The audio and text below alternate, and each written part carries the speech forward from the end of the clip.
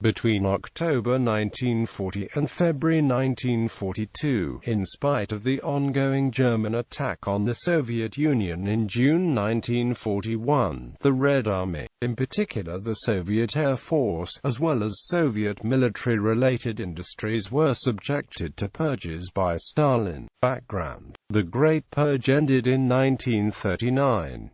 In October 1940, the NKVD, under its new chief Lavrentiy Beria, started a new purge that initially hit the People's Commissariat of Ammunition, People's Commissariat of Aviation Industry, and People's Commissariat of Armaments.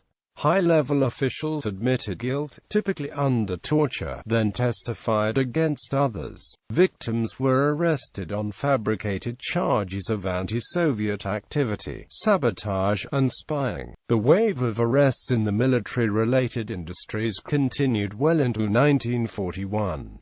1941 Purge. In April to May 1941, a Politburo inquiry into the high accident rate in the Air Force led to the dismissal of several commanders, including the head of the Air Force, Lieutenant General Pavel Rychagov. In May, a German Junkers Ju-52 landed in Moscow, undetected by the ADF beforehand, leading to massive arrests among the Air Force leadership. The NKVD soon focused attention on them and began investigating an alleged anti-Soviet conspiracy of German spies in the military, centered around the Air Force and linked to the conspiracies of 1937–1938.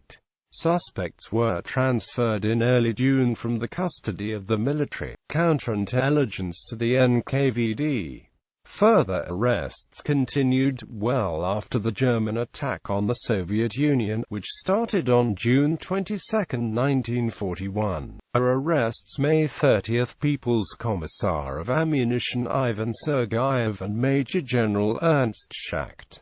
May 31, Lieutenant General Pyotr Pumpur. June 7, People's Commissar of Armaments Boris Vannikov and Colonel General Grigory Stern. June 8, Lieutenant General Yakov Smushkevich. June 18, Lieutenant General Pavel Alexeyev. June 19, Colonel General Alexander Lokshanov. June 24, General Kirill Meretskov and Lieutenant General Pavel Rychagov. June 27, Lieutenant General Ivan Proskurov.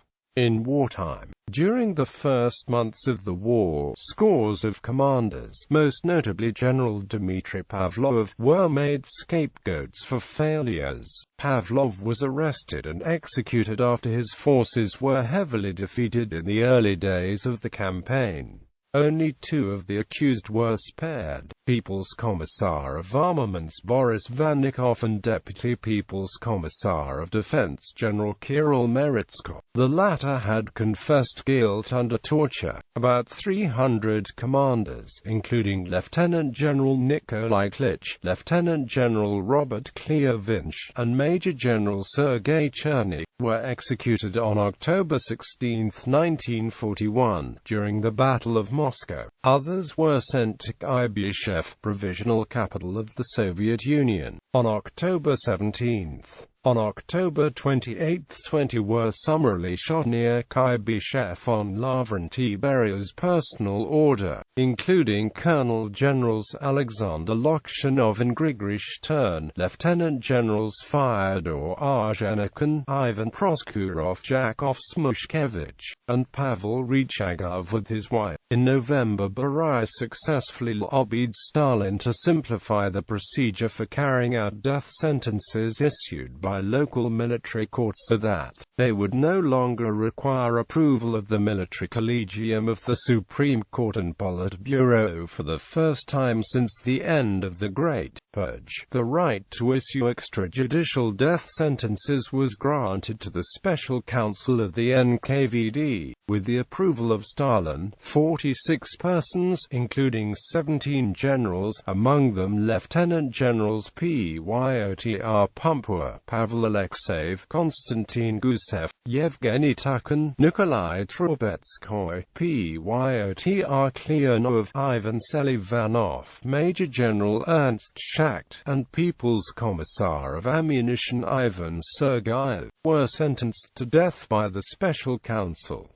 They were executed on the Day of the Red Army, February 23, 1942. Aftermath. On February 4, 1942, Beria and his ally Georgy Malenkov, both members of the State Defense Committee, were assigned to supervise production of aircraft, armaments, and ammunition. Many victims were exonerated posthumously during de-Stalinization in the 1950s-1960s. In December 1953, a special secret session of the Supreme Court of the Soviet Union, itself without due process, found Beria guilty of terrorism for the extrajudicial executions of October 1941 and other crimes, and sentenced him to death.